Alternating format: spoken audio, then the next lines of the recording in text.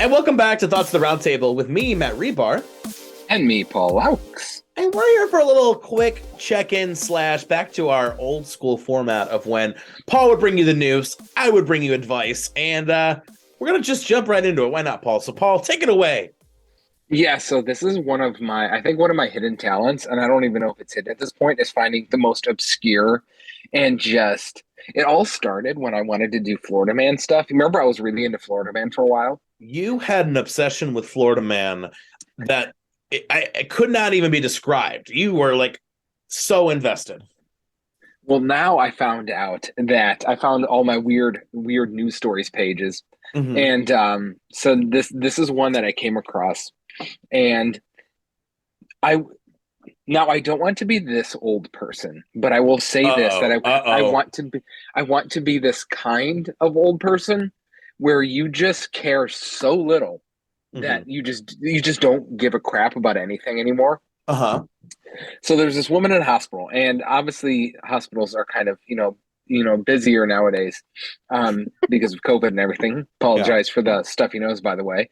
And so have you ever been to a hospital where they put like two people to a room? Okay, I thought you were about to say, have you ever been to a hospital? And I'm like, yeah. But yeah, here's the thing about dorms and hospital rooms with the two to a room. I would rather have a smaller room by myself than share a room, especially like in a hospital. Like, A what if the hospital. person next to you has yellow fever?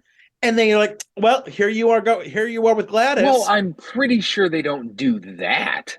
I'm I pretty mean, sure it's that's like extreme, but you know what I mean. like what I always hated is like I injured my knee once and it swole up Mhm. and they put me in a room and I was just like I was screaming in pain and this poor person next to me who probably just had like a sprained wrist was like, what the hell's going on over there? Um, but anyways, so it was the same situation where there was two older people, all right, in this room, one of whom was on oxygen, all right, Mhm. and was considered a life-saving measure. This person had to be on oxygen. Yeah. The 80-year-old woman was arrested Oh. who was also in the room, not the woman on the Mhm. oxygen, but the 80-year-old woman who was also in the room because she kept going over and turning the person's oxygen off because she said it sounded too noisy. And so they Oh, told I did hear this. Oh my God, yeah, continue. Oh they my told God. she did this 3 times. She just kept getting up and unplugging the Oh, person's oxygen tank that was, they were intubated with yeah. and just kept Oh, doing it over and over until they had to arrest the woman. that is I just can't imagine living that kind of life where you're like that oxygen tank that's keeping someone alive is so annoying. I'm gonna have to go and shut it off and kill them. Like that's what is going through their mind, right? She just did not care. She basically thought it's like, well, this thing's too noisy. I'm going to turn it off. It's like very reminiscent of like when you're in college and you're like stop, turn down the music, or like the annoying kind of like Uh-huh. roommate / thin walls, apartment next door kind of thing. But like this is a whole new level. I just imagine being that person too. Like you're like snorting that oxygen, you're all quiet by yourself and you're like because you're not getting And your you just see oxygen. you just see Mary Beth Gertrude get up and wheel herself over and just boom. The last thing you see is just pulling the Turn cord. that noisy oxygen meter off. I will tell You know you. that lady too. She's a Karen. Back before she was in a nursing home, she was, raising hell over expired coupons. And, when there was like, minorities in the neighborhood, she'd complain. She probably, had a gay grandson that she yelled at. I mean, this woman's probably a menace. I think it's fair to say. Um. Oh yeah. And have you ever been to I like just been around a bunch of old people who just don't care anymore. They just hate everything. And there's part of that I can kind of appreciate. You've just seen so much in life, you just don't care anymore. But you also don't unplug people's oxygen. So there's Yeah. also that. But isn't it weird? Like some of these old people don't care, but then really do care. Like you think at that point, like you wouldn't really care, but you still are like caring about like what the kids are wearing or what the kids are doing, and like You know, I think old people get triggered more than anybody else I've ever known in my life. 100%. Like younger people, like millennials, Gen Z, even Gen X to a degree, like they just want to just live their life and move Yeah. on. But man, these old people, they get tripped up by the tiniest, tiniest things. Tiny, and then say we're the snowflakes. First of all, I would love to be a snowflake because they just peacefully dance. You know, they land softly. Do you know how much running around I do? I don't peacefully dance and land softly anywhere. If anything, I'm like a rock just falling from the sky on repeat over and over. I wish I was a snowflake. I will Oh, admit to you though, I haven't seen any Karens this holiday season. Have you? I'm trying to think. Have I seen Karen's this holiday season? Hmm. Now that Black Friday is kind of, DOA, Mhm. I think you're going to see a lot less of that in the holidays, thankfully. Oh man, every year I love hate watch those videos of the Black Friday door openings when people are like ripping pallets apart. Oh my God. You know, it was funny. I just had a conversation with my friend Monica about we were talking about like that early 2000s time, was just so insane. Because Well, I think this speaks to like the Black Friday, right? Like, but like you had that VH1 MTV reality show culture and like almost it felt like we were all on lead poisoning or something, well, didn't it? I I remember Black Friday and correct me if I'm wrong. I remember it really, really getting huge, like early 2000s, like two, four, five, six, seven, Mm-hmm. eight, that range. Like that's when it was like peak Black Friday because I feel like then that's when it first started. Like the door bust at 3 in the morning. Well, it Mm-hmm. used to just be. I remember.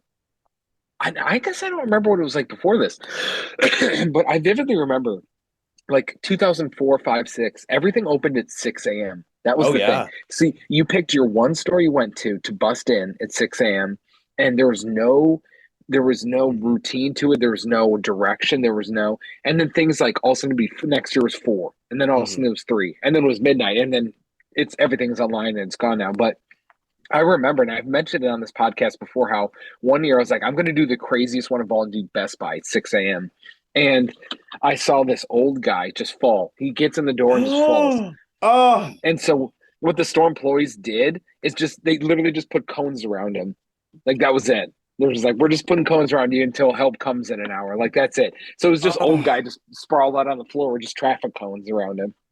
It just That is was what it was like. it's just so funny to me because like I don't know I when I was growing up we didn't really do Black Friday either, and as an adult like, and maybe now it's changed because it's all cyber, right? But like, and I did indulge in a few kind of quote Black Friday purchases, but like if you were like, hey, this TV extra $10 off, be there at 6 a.m., I'm gonna be at home sleeping with my fur blankets. Faux fur, but yeah, I'm not going out to Best Buy at 6 a.m. I don't care. You could literally say, this is a gold camera for $2, but you got to be there at 6 a.m. and you got to fight 100 people and you might die. No, not worth it. Well, I used to be the guy who I wouldn't go out. I used to the first couple of years I would do it just for the fun, but I'd come back with like one of the stupid like page 14 deals. I got a Yeah. deep fryer for $14, like an Mm-hmm. off-brand one. Like that's the kind of crap I get. Mm-hmm. Oh, I also love the people who would go for towels, but now as an adult, I actually kind of get that. So Hey, listen, I'm not gonna say no to towels, but like Black Friday towels, like if you're gonna go at 6 a.m. somewhere and get something, isn't it for like something expensive or something worth it? I don't know. Towels at 6 a.m. could not be me. Um, well, should I transition over to a little advice before we go? yeah, let's do that. This is a great question, and it comes with an update. Should I take a great job working for someone I can't stand? Ooh. Do you have any initial Ooh. reactions to this? Should I take a job working for someone I can't stand? Should I Well, there's take a so many. great job working for someone that I can't stand? Any initial reaction before I go into it? No, no. Okay. I would. Initial reaction is no. It's not worth it. I've been there. There's a job opening up in my company that is a more specialist position compared to what I'm currently doing. While my company pays below industry standard for this position, it's something I'd be interested in and think I'd be good at. And more importantly, the industry average is about double what I currently make, up to triple. Normally, I would jump at the opportunity and hope they hire me, but there's a catch. I can't stand the guy who manages the role. He's a crap boss. He's unbearable. He's not abusive. I'm not an angry person, and it's hard to annoy me, but he definitely makes me the worst version of myself, and I currently don't deal with him much. I would only need to put up with his grandstanding, name dropping, undermining, oversharing, limelight stealing ways for 2 years or so before I could start applying for jobs that pay the industry minimum, and it would be a huge step up for me. But the additional pay for that 2 years wouldn't be much more than what I'm on. And for what it's worth, I like my current job, but I don't know if there's much future in it. Is there a rule of thumb for this type of dilemma? So, Allison, this is askamanager.org, which I think anyone, no matter where you work, this is a great website to use for advice on resume, but also workplace disputes. So, Allison says, 2 years is a really long time to be managed by someone you can't stand. You're talking about a huge impact on your quality of life for a substantial period of time. I'd also worry that he makes you the worst version of yourself. So if other people observe that, taking the job could actually end up doing more professional harm than good. I'd only seriously consider it if you could figure out a way to reframe the way you see him. You don't need to embrace having him as a boss, but if you're feeling active dread, I'd be wary of doing it. Yeah, 2 years. Imagine 2 years knowing going in you don't like the boss. That I couldn't do that. Well, the thing is, I've been in this situation multiple times, and it has worked literally 0 times. Never, ever, ever, ever, ever do it.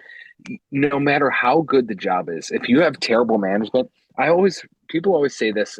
Well, I've heard this recently from a lot of people, and I quite enjoy it. People don't leave the job; they leave the bosses. And if it's just going to make your life a living hell, no job is worth that. It's just not. Stay away. Yeah, I mean, I think a big part of whether you like your job is the people that you do it with. So like for example, I can think of past. That's why this job sucks. What we're doing this podcast? The podcast we've been doing for almost 4 years. This upcoming February, Paul. No, but you know what I mean. Like I think, you might be fine with the job or the work is okay, but the people make it a little bit better, or the work is great, but the people kind of make it a little. So I think this would be a hell no. I mean, even if they paid a billion times better, it's just not worth it. Do you want the update? Yeah. Yeah.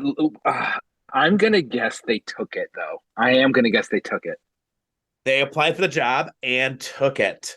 I don't. This is what the person says. I don't regret it at all. Your advice, and I think the most helpful commenter's advice, was to reframe how I see him. This was what led me to taking the job despite my reservations. I won't speculate, but the bad boss is no longer with the company, and I'm still in the job and enjoying myself. I've had far more harsh, unpleasant bosses in the past, but my assessment of him prior to taking the job was spot on. It's not that it wasn't difficult, but it was difficult in predictable ways, which made it fairly easy to not react nor take anything personally. But one of the biggest things that made a difference was that I had people in my corner who were also noticing the same things as me, so I never felt like I was going crazy. It also was useful to reframe everything. For instance, his attempts to steal the limelight seemed a bit sad. His tendency to go on about himself made him seem out of touch. Many other things I could laugh off and got on with it. It helped that I was enjoying the job otherwise. The biggest unexpected downside was the lack of direction. The job itself was complex, and having someone with a lot of experience who was willing or able to talk it through with me would have helped. But there were times in hindsight where I was misled by him. But there are many people in my industry who share knowledge, so I wasn't adrift.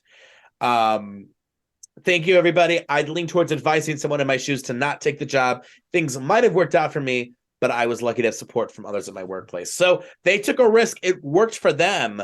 But I guess the key here is she sounds like she was able to reframe everything. Well, also the person left, so there's that too. Yeah, she was like, I'm going to reframe. 2 months later, they're gone. I don't know. It's still, to me, not worth the risk. It's not. I've been in that situation too many times, and it's just not worth the misery that can drift from it. So no, thank you. No, thank you. That's a no from Paul and I. Well, it's been a little bit of a mini-sode. Before we go, anything else to add for the good of the order, Paul? No, I wanted to give a Twitter update, but again, nothing has really happened. been too much, except I think we mentioned this the last time. We were going to do our little Twitter update. Trump's account was it us desuspended or It was, revived? but Trump was like, I'm not coming back, right? Yeah. Oh, yes, yes. So, but Kanye did get officially nixed, so that's Well, gone. here's the best part. Kanye didn't get banned for the swastika imagery. He got banned for like doing that and then attacking Elon Musk, which was really funny. They were like Yeah. getting an olive branch. Weird enough. If there's one thing that'll get you banned on Twitter nowadays, it's imitating Elon Musk. Apparently, can't handle that one. Listen, on Twitter, you can be hateful, you can be prejudicial, you can have false information, false news, but don't you dare come for Elon Musk because you'll get banned. It's Literally, so ridiculous. I mean, especially because he's toting free speech, and right? I can't stand when people say free speech and then do the complete opposite of that. Oh God. All right. Well, hey, we're going to keep watching Twitter. We have some holiday surprises happening now and upcoming. So stick around for that. We're going to have actually, I think, a decently busy December here on Thoughts of the Roundtable. So, Oh yeah, we got it going on. I know. I think some people are going to be surprised to see actual weekly updates in December. So, hey, we'll check out next time and peace out. Later.